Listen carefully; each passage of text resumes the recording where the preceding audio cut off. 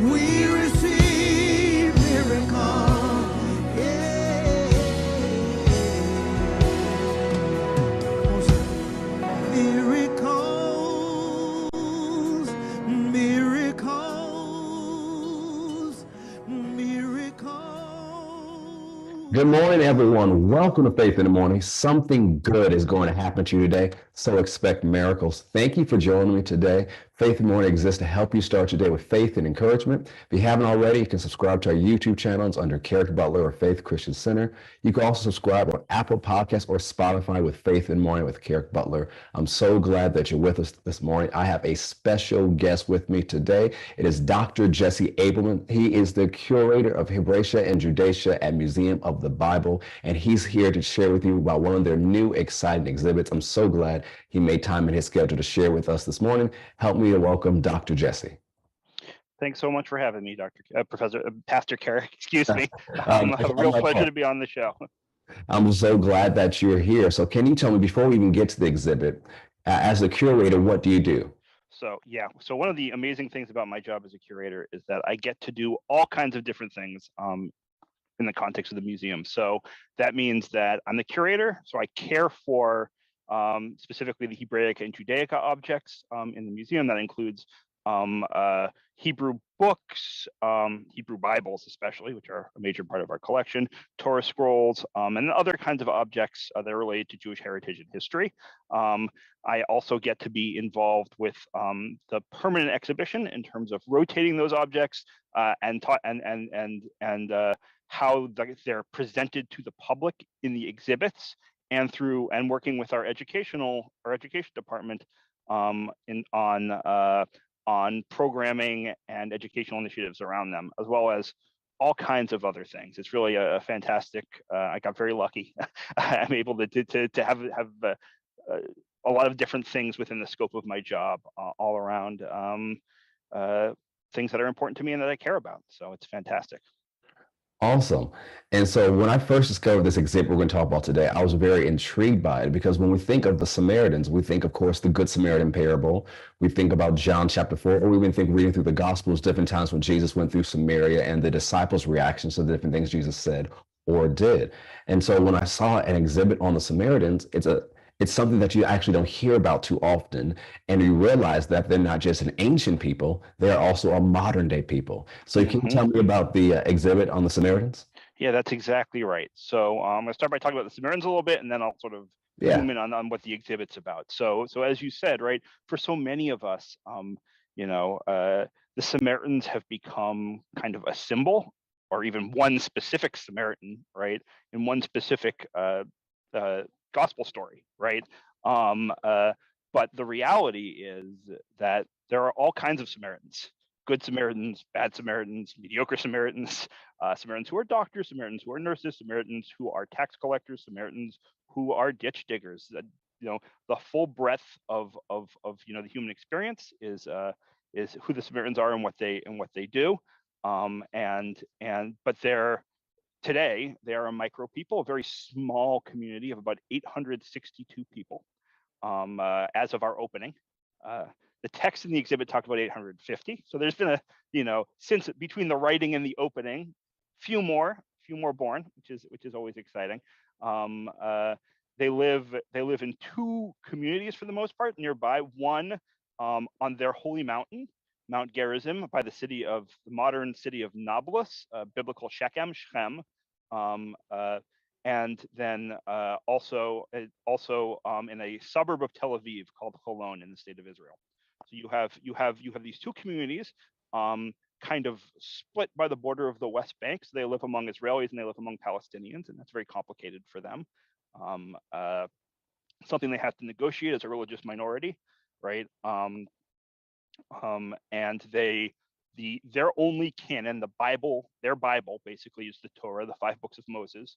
So while Jews have the whole Hebrew Bible, right, the Christian Old Testament, and Christians obviously New Testament and Old Testament together, for the Samaritans, it's just the Torah, just those books of Genesis, Exodus, Leviticus, Deuteronomy, Numbers, Deuteronomy, and that's the center of their identity. So we call them Samaritans. In Hebrew, they are Shomronim, which is just the same. Shomron is Samaria in Hebrew, but they call themselves Shomrim, which is a pun on it means guardians, like the guardians of the Torah. And I say a pun like it's a joke. It's not. It's very serious for them. But right, it's a play on words on the name of the region where they live. Their identity is about guarding the Torah and keeping the Torah, and that's very important to them. So that's sort of who they are in a nutshell. The exhibit is, we try to do a few things in the exhibit. The exhibit itself was made in collaboration with Yeshiva University in New York. As part of their broader, they have a big Samaritan Israelite project about which the documentary is a piece of as well, and I'll mention that too at the end, I think, because we're gonna have a showing here in this weekend, actually, if folks want to come down and check that out too. So we worked with them, and they also connected us with members of the Samaritan community, because you don't ever want to do a project like this without working with the people who you're talking about. You can't exclude them from the story. And one of the things we wanted that was very important to us was, on the one hand, we wanted to tell their story. We wanted to make sure that they had say in their story. At the same time, there are times when, for example, the way they tell their story disagrees with how Jews and Christians have told their story in the past, because of the biblical narrative. The biblical narrative in the book of Kings, especially, tells the Samaritans understand themselves as being direct descendants of the Israelites who left Egypt, and they immediately went to Shechem, to Shechem, to Nablus, to Mount Gerizim, right to that sacred mountain, as they believe God always wanted them to. The story that sort of has come down in the book of Kings is that they were sort of brought in from outside during the Babylonian exile, married with some of those Israelites who were exiled, and have a more ambiguous relationship to their Israelite heritage. And so, on the one hand, we wanted to tell their story in a way that they were comfortable with and they were happy with. On the other hand, you want to make sure that the whole picture is also there, right?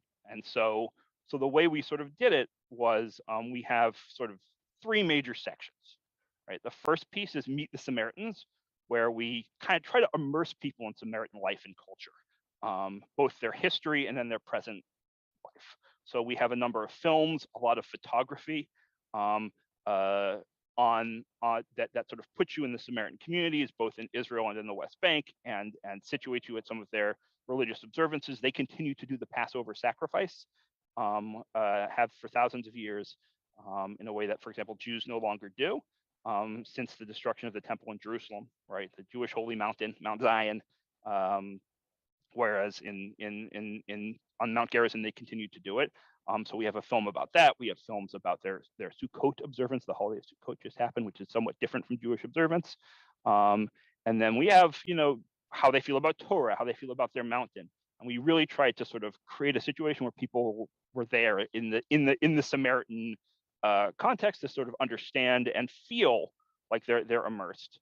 But then we also have a section called Encounters, right, where we talk about their relationships with the three sort of major religious groups that they've been in contact with over the past several thousand years: Jews, Christians, and also Muslims, right, who ruled the Middle East for a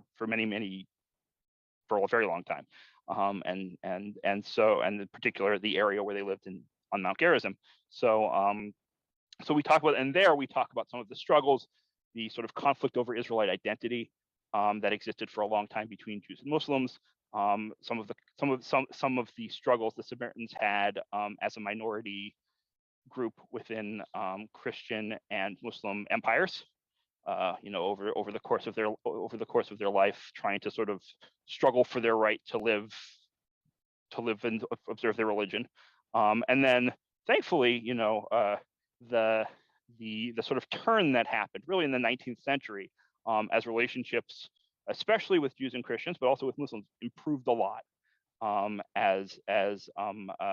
through, in some way, the agency of the Samaritans themselves, through at the turn of the 20th century, really, their high priest, a man named Jacob, son of Aaron, became almost an international celebrity, and was shown in newsreels and on in newspapers, and he built relationships with American Protestants, Jewish leaders, and helped to build up his community, which at the time had been diminished down to about 120 people. And through these relationships and the sort of interest that they were able to garner, they were able to sort of build themselves up a little bit more, get a lot more support, and just in general have improved relationships with people with whom they struggled to have good relationships with in the past. And so that's sort of our encounter section, and then the sort of third section that zeroes in on that moment. That's so when you go into the exhibit, you'll see ancient artifacts from thousands of years ago that are part of Samaritan synagogues, right? You'll see contemporary bulletins from their synagogue today, right? You'll see,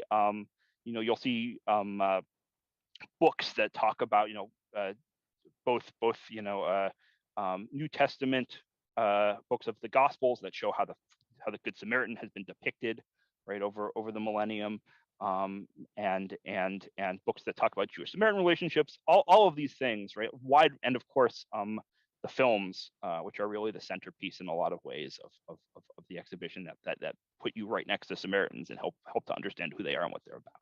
So all kinds of things to help tell this story. Awesome. So to you, what stands out as your favorite part of this exhibit? So it's funny. There's a lot of really amazing stuff here. We have one of, I'm going to drop one or two, and then I'm going to tell you the boring answer, which to me is actually the most exciting answer. So two just really cool standout things are, so at the peak of sort of the Samaritan population, there was a large Samaritan diaspora all over the Eastern Mediterranean, obviously in the land of Israel, right, but also in Damascus, in Egypt, and in Greece, on the Greek islands. And so we have two inscriptions from the Greek islands of Delos and from the city of Thessaloniki, which are from the ancient remains. The older one is from, I think, the 2nd century BC-ish. Can't date it exactly. Then the other one's from a little bit after the turn of the millennium there.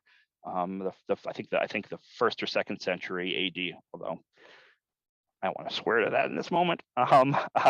Both very old, right? That talk about that are dedications of synagogues, that talk about the Samaritan community in those places and how they're dedicated to the holy mountain, Mount Gerizim, right? So you have this the inscriptions are in Greek. One of them has some Samaritan Hebrew on it. The names of the Samaritans are Greek names, right? This is a diaspora people, right? This is a people who are, on the one hand, living in Greece, Greek lives, but still very much connected back to their homeland in the land of Israel, to the holy mountain, right? And you see that they maintained that dedication even from afar, thousands of years ago, right? So I love these as sort of like a window into a life that no longer exists, but that was once, that shows the Samaritan dedication to their Torah and to their mountain from afar thousands of years ago, and that sort of spread out. The other one is a very different kind of artifact, a much more modern artifact, right? Which is a typewriter. So around the turn of the 20th century, part of that moment of sort of shifting attitudes, a Jewish scholar named Rabbi Moses Gaster, who lived in England, and he was doing research on the Samaritans. And for him, right, when he does research on a group, yes, he was looking at their ancient texts, and he was reaching out to them in order to get their ancient texts to understand them better, their relationship to the ancient Israelites, to Judaism, to early Christianity. All of those things were important to him. But most important to him was to sort of recognize that the people he's talking to are people, right? They're not just objects. They're not an idea. They're human beings who are still around today and have their own ideas about their past, right? And up until that time, people hadn't really taken the Samaritans seriously, is what I will say, right? Especially scholars. Like, well, they have these old texts and they say they're from ancient Israel, but come on, right? And what he did was, not that he ignored scholarly objectivity or anything like that, but that he sort of he was important to him to sort of see the human side of who they were and what they were about. And so he corresponded with them for many, many years. They came to visit him in England at some point, some of their priests. And one of the things that I think sort of is emblematic of his attitude towards them is he had a custom-made typewriter.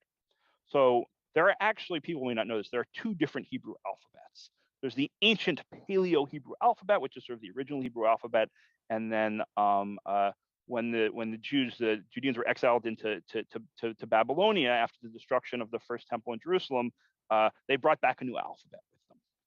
But the Samaritans kept with that old alphabet, and it's evolved a little bit. It's not identical, but it's very similar to that ancient Paleo-Hebrew alphabet. That's what they still use for writing Hebrew to this day. So he made a typewriter where he could type in sort of the Jewish Hebrew that he knew, and it would type. You'd hit a key, and then it would stamp the Samaritan Hebrew equivalent, right? So that he was writing to them in their own script. Now they could read Jewish Hebrew script. They've been reading Jewish texts to try and understand, for millennia. But it was a way for him to sort of, reach out to them in their own words, which was very important to him. So it's a very cool object. It's unique. It's the only one in the world. Actually, it lives at NYU, New York University. We're able to borrow it, and it's really just an amazing fantastics of history that speaks to that relationship, but also speaks, I think, to that core idea that I was talking about before at the heart of the exhibit, which is when you're talking about people, you have to relate to them, right? You have to, right? You can't just, people aren't objects, they're not ideas, they're people. And so, you can't just use them to represent things. You have to interact with them and see them as people and present them as people in all their complexities. And so that's what we try to do. That's what he tried to do. And I feel like this wonderful typewriter really helps show that. The boring answer, my favorite case in the exhibit actually, is not the most visually exciting case, but it's got two objects. Well, it's got three, but two objects for the exhibit, right? One is a piece of white stone with a little bit of the Ten Commandments written on it in Samaritan Hebrew from about the 4th or 5th century AD, about which from a Samaritan synagogue that was built near Mount Gerizim, again 1500 plus years ago, right? And then we also have in that same case a piece of printed paper from 2019, I think actually 2020, which are the Sabbath announcements. Right, and it's got the time the Sabbath starts. It's got what time their services are. Right, whatever's going on in the community that week. Right, same kind of thing you might find on an American church bulletin board. Right, like what time are services? What's going on here this week? It's written in the Samaritan script also. And so you have in this one case, right? I think that sort of like symbolizes the whole sort of thing, right? The Samaritans today, the Samaritans 1500 years ago, same place, different technologies, right? Some things have changed, but fundamentally, right, the core is still there, and it's a core, right, that's just like everybody else, right? We also keep, try hard. We also, navigate our ancient traditions in the contemporary world, right? And whether we're Jewish or Christian or any other older religion, we have to figure out how it all fits together with modern technology, with modern values, while holding fast to that ancient core. And so I think that case kind of shows that about the Samaritans. It's just sort of like a little snapshot, and so I like it a lot. Awesome. Thank you so much for sharing. For people who want to know more about the exhibit and how to visit the Museum of the Bible, what should they do? Yeah, so you can go to our website, which you can maybe share in the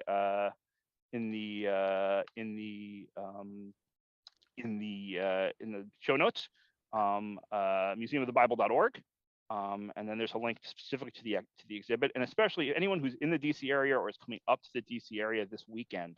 On Sunday, we're having a showing of the film, the documentary, The Samaritan's Biblical People. It was directed by Moshe Alafi, who also directed an Israeli filmmaker who also directed our exhibit films. And it's a really fantastic documentary that tells a different part of the contemporary Samaritan story and ancient Samaritan story. So the exhibit and the film together, it's not the same thing. you're getting a bigger picture by seeing both. Excuse me. It's showing this Sunday at, I want to say, 3 p.m. But you can find that on our website, again, museumofthebible.org. And I'll share with you the complete link to the specific website so that you can put it in the show notes. Awesome. Thank you so much. And so thank you for taking time to be part of Faith in the Morning. And everybody watching, make sure you visit museumofthebible.org so you can see more about this wonderful exhibit. Thank you all for watching this morning. If you haven't already, subscribe to us on YouTube at Faith Christian Center or Kerrick Butler, or subscribe to us on Apple Podcasts and Spotify. Have a great day. God bless.